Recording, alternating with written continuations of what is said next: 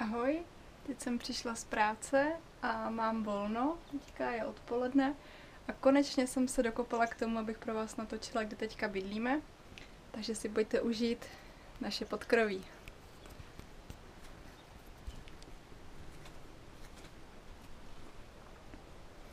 Je to celkem malý, tady má postel náš děda Paul, ale nespí tady.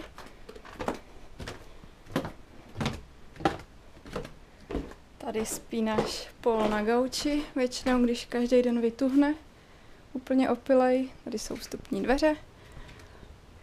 Jak to vypadá venku. To takový domečko, chatička. Máme obývák s obrovskou kuchyní.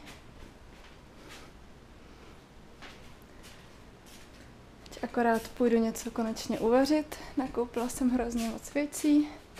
Tady máme sporák, troubu, mikrovlnka, řez, lednička.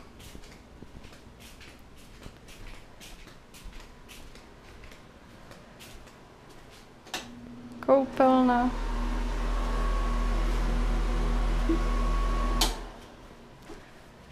Tady máme dveře na zahradu.